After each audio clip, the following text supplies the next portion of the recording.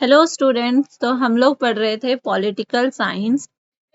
Political science का chapter 9 चल रहा है, recent developments in Indian politics. इसका ऑलरेडी एक पार्ट हो चुका है, जिन्होंने वो नहीं देखा है वो उस पार्ट को देख लो, तभी आपको आगे समझ में आएगा। आज हम लोग आगे ही कंटिन्यू करने वाले हैं और अभी हम लोग पढ़ेंगे शाह बानो केस। शाह बानो केस क्या था और क्या फैसले रहे और ये इतना ज्यादा फेमस क्यों है, ये सारी की सारी चीजें हम लोग पढ़ने वाले हैं। तो 1985 में हुआ था शाह बानो केस। शाह बानो जो है ये एक 62 इयर्स ओल्ड लेडी थी, एक वुमेन थी 62 इयर्स ओल्ड, और ये मुस्लिम थी।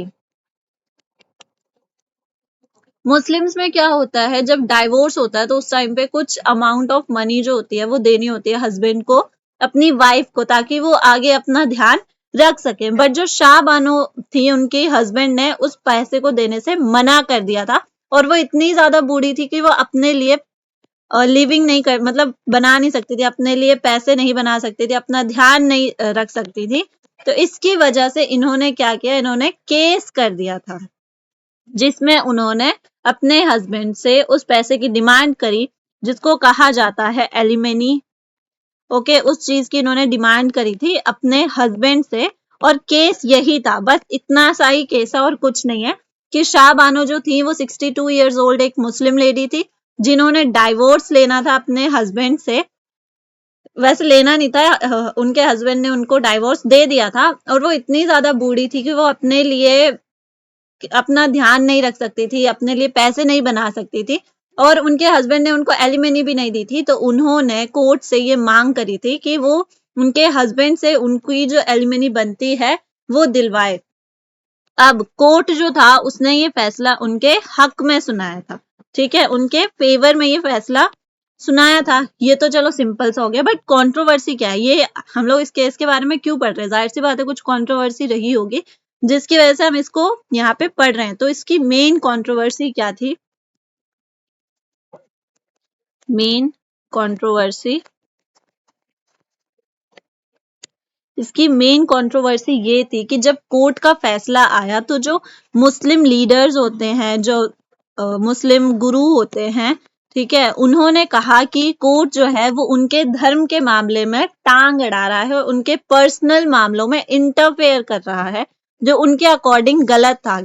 उन्होंने कहा कि ये उनका पर्सनल मामला है, इसमें कोर्ट का कोई राइट नहीं है कि वो उनके मामले में इंटरफेयर करे, और उन्होंने कोर्ट के फैसले को अपोज किया। उन्होंने उस फैसले का विरोध किया कि हमें इस फैसले को नहीं मानना है।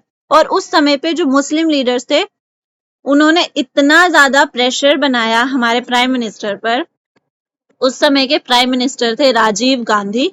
राजीव गांधी पे इतना ज्यादा प्रेशर बनाया गया कि राजीव गांधी ने कहा कि ये जो फैसला है कोर्ट का, उसे वापस ले लिया जाए। उन्होंने एक मुस्लिम विमेन एक्ट पास कराया था, मुस्लिम विमेन एक्ट। ये 1986 में पास हुआ था। इसमें ये कहा गया था कि कोई भी कोर्ट जो है वो इनके मामले में टांग नहीं अड़ाएगी, और उस समय पे भी उस समय पर भी जो कोर्ट का डिसीजन था उसको वापस लेना पड़ा था। कोर्ट के डिसीजन को कैंसिल करना पड़ा था, उसको वापस लेना पड़ा था, क्योंकि इतना ज्यादा प्रेशर बनाया गया था। फिर उसके बाद क्या हुआ?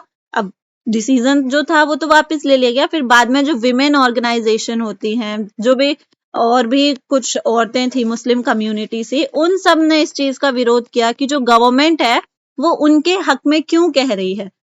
गवर्नमेंट का तो काम होता है कि जो सही है उसका साथ दे। तो ये इस चीज पर बहुत ज्यादा उन्होंने अपोज किया था, बहुत ज्यादा उन्होंने इसके लिए नारे लगाए थे कि ऐसा नहीं होना चाहिए। तो यही मेन कंट्रोवर्सी थी, ठीक है। जो विमेन ऑर्गेनाइजेशन थी, उनको गवर्नमेंट का डिसीजन पसंद नहीं आ रहा था, उनको ऐसा लग रहा था कि उनके साथ भेदभाव हुआ है, ऐसा नहीं होना चाहिए था। और उस समय पे जो बीजेपी थी, उसने फुल सपोर्ट किया था मुस्लिम वुमेन को कि जो गवर्नमेंट है उसका फैसला गलत है, ऐसा नहीं होना चाहिए। Full support to Muslim women. ये सारा का सारा शाह बानो केस था। अब आ जाते हैं नेक्स्ट टॉपिक पर। नेक्स्ट हमारा टॉपिक है मंडल कमीशन। ये भी एक इम्पॉर्टेंट क्वेश्चन है बोर्ड के एग्जाम के लिए, क्योंकि ये भी बहुत बार पूछा जाता है कि मंडल कमीशन क्या है, इसमें क्या चीजें बताई गई है। मंडल कमीशन 1978 में आया था, ठीक है। 1977 तक जो ये बैकवर्ड क्लासेस होते हैं, ठीक है, इनके साथ मतलब कुछ लोगों का मानना था कि उनके साथ भेदभाव किया जा रहा है, उनको कोई अधिकार नहीं दिया गया था, जबकि बाकियों को अधिकार दिया गया था। तो इसलिए एक कमीशन बनाया गया था जिसको कहा गया मंडल कमीशन। इसके प्रेसिडेंट थे, प्रेसिडेंट का नाम याद करना इम्पोर्टेंट है क्योंकि बहुत बार पूछा गया है एग्जाम में, बिंदेश्वरी प्रसाद मंडल, उनके नाम पर ही ये नाम रखा गया है कमीशन का, बिंदेश्वरी प्रसाद मंडल, ठीक है। अब इनकी मांगे क्या थी? इनकी मांग थी कि जो अदर बैकवर्ड क्लास होता है उसको 27% रिजर्वेशन दिया जाए हर क्षेत्र में। स्पेशली उन्होंने मांग करी थी एजुकेशन में और गवर्नमेंट जॉब्स में, ये इनकी मांगे थी और इस चीज को बाद में एक्सेप्ट कर लिया गया था, ठीक है। लेकिन ये मांगे बहुत मुश्किल से एक्सेप्ट करी गई थी क्योंकि जब ये मांगे चल रही थी उस टाइम पे बहुत ज्यादा इस चीज के लिए दंगे फसाद हुए थे, काफी ज्यादा देश में रियॉट्स देखने को मिले थे, ठीक है। तो ये था मंडल कमीशन। अब है नेक्स्ट टॉपिक। ये सारे वो टॉपिक्स हैं जो हमारे, अगर आपने चैप्टर के नाम पे ध्यान दिया होगा, recent developments in Indian politics, हमने फर्स्ट पार्ट में पढ़ा था कि 1991 के बाद जो भी डेवलपमेंट्स हुए हैं हमारी गवर्नमेंट के रूल्स में या इंडियन पॉलिटिक्स में, वो सारी चीजें हमें पढ़नी है, ठीक है। लेकिन वो क्यों डेवलपमेंट्स हुए हैं, क्या क्या कॉन्ट्रोवर्सीज रही हैं, ये सारे वो केसेस हैं। अब हमारी जो गवर्नमेंट है उसने न्यू इकोनॉमिक पॉलिसी अपनाई है 1991 से। New economic policy, very important question. New economic policy जो है ये अपनाई गई है नरसिम्हा राव के टाइम से। उस टाइम पे हमारे प्रेसिडेंट थे नरसिम्हा राव, ठीक है। अब इसमें 3 चीजें उन्होंने इंक्लूड करी है। फर्स्ट चीज जो है वो है लिबरलाइजेशन।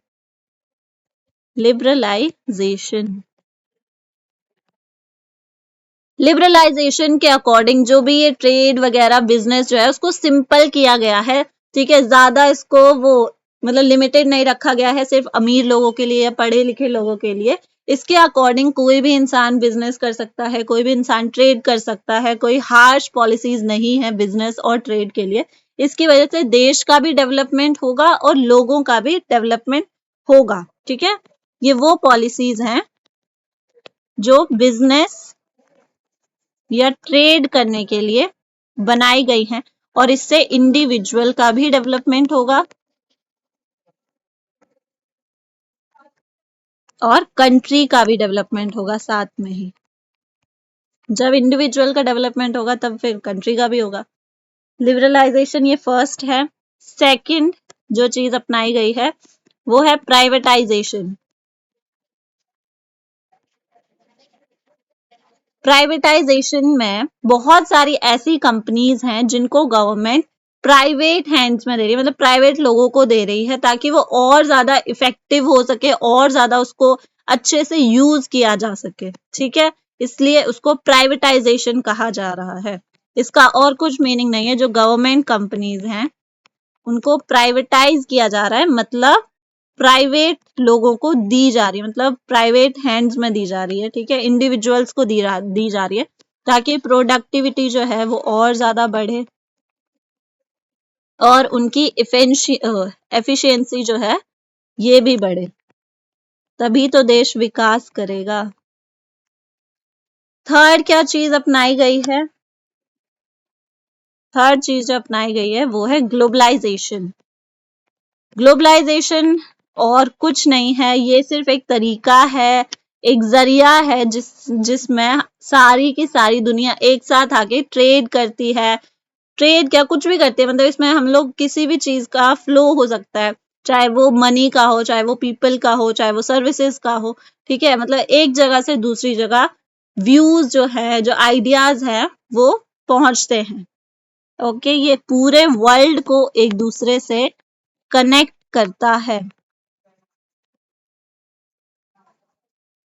वर्ल्ड इकोनॉमी को स्ट्रॉन्ग करता है। बहुत सारी जगह ऐसी होती है ना जहाँ पे कुछ रिसोर्सेज नहीं पाई जाती, तो ग्लोबलाइजेशन के थ्रू हम लोग उन चीजों को वहां तक पहुंचा सकते हैं, उन देशों तक पहुंचा सकते हैं जहां वो चीजें नहीं पाई जाती है।